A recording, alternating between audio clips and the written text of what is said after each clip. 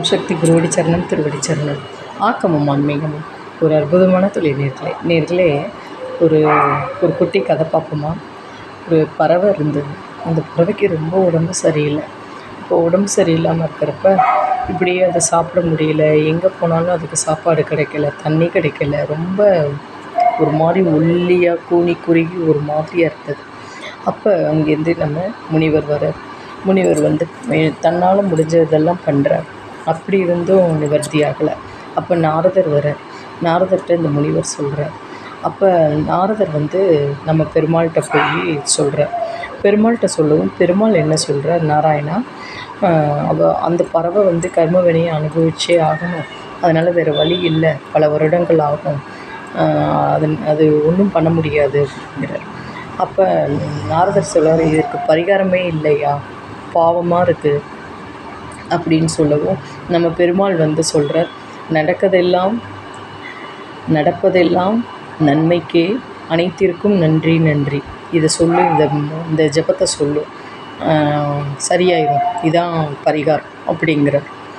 அந்த பறவைட்டையில் வந்து நாரதர் முனிவர் வந்து சொல்கிறப்ப முனிவரும் நீ சொல்லு, உனக்கு எல்லாமே சரியாயிடும் அப்படிங்கிற முனிவர் சொல்லிட்டு போயிட்டார். 2 பேரும்.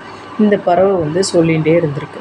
சொல்லி முடிவு கொஞ்சம் ஒரு வாரத்தில் சரியாயிடுத்து. நல்ல உணவு, நல்ல தண்ணி, நல்ல இடம், அதுக்கு எல்லாமே கிடச்சிருத்து. பழைய உடம்பு வந்துடுது. அப்போ நாரத முனிவரும் 2 பேர் பார்க்குறாங்க, பறவை ரொம்ப நல்லா இடுது, எப்படி அப்படிங்கிறப்ப ஆச்சரியமாக நாரதர் போய் பெருமாள்கிட்ட போய் சொல்கிறார். பெருமாள் வந்து சொல்கிறார், பல வருடங்கள் நீங்கள் சொன்னீங்களே நாராயணா, இப்போ ஒரு வாரத்திலே சரியாயிடுது அப்படிங்கிறப்ப அதற்கு காரணம் பறவை தான். என்ன அப்படின்னு கேட்டால், ஒரு நாளைக்கு எந்தெந்த வேலை அது செய்யுதோ அந்தந்த வேலைக்கும் இந்த மந்திர ஜபத்தை பண்ணியிருக்கு, ஆவர்த்தி கூடியிருக்கு. ஆக ஒரு மந்திர ஜபங்கள்ங்கிறது ஆவர்த்தி பண்ணிகிட்டே இருக்கிறப்ப நம்ம கர்ம வினை, நம்ம ஊழ்வினை எல்லாம் போயிடும். நம்ம என்ன பாவம் பண்ணியிருக்கோமோ போயிடும். பரிகாரம் கிடச்சிருது. அதை வந்து பரிகாரமாக நினைக்காம அது ஒவ்வொரு செயல் செய்கிறப்ப இந்த ஜபம் பண்ணிகிட்டே செஞ்சுருக்கு, ஆவர்த்தி கூடிடுது. அதுக்கு ரொம்ப அழகு. அதாவது ஒரு பெருமாளோட கடாட்சம் இருந்ததுனாலே நம்மளுக்கு முகத்தில் கடாட்சம் வந்துடும். 1. 2வது, அவளுக்கு என்ன சோகங்கள் வந்தாலும் பெருமாள் வந்து காப்பாற்றுவாள், வெளிக்காட்டிக்கவே மாட்டாள், பெருமாள்கிட்ட ஒப்படைச்சிருவா. எது நடந்தாலும் பெருமாள் பார்த்துப்பார் அப்படிங்கிற ஒரு இது வந்துடும். அழகு கூடும் அவளுக்கு. அழகு மட்டும் போதுமா, ஆன்மீகம், அறிவு எல்லாமே கூடும்.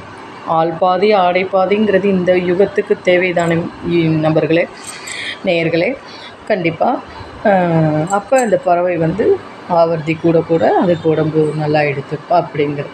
ஆகையால் நம்மளும் பெருமாள் மேலே சரணாகதி அடைஞ்சு தொண்டு செஞ்சு நம்மளும் ஒரு மந்திர ஜபத்தை நம்மளும் ஆவர்த்தி பண்ணி நம்மளும் ஆன்மீகத்தில் அடக்கமாய் அழகாக ஆன்மீக பாதையில் நம்ம போகிறப்ப நம்மளுக்கு எந்த ஒரு பயமும் இருக்காது. கண்டிப்பாக நடப்பதெல்லாம் நன்மைக்கே, அனைத்திற்கும் நன்றி நன்றி நன்றி. இது சொல்கிறப்ப நம்மளுக்கு எல்லாமே நல்லது நடக்கும்.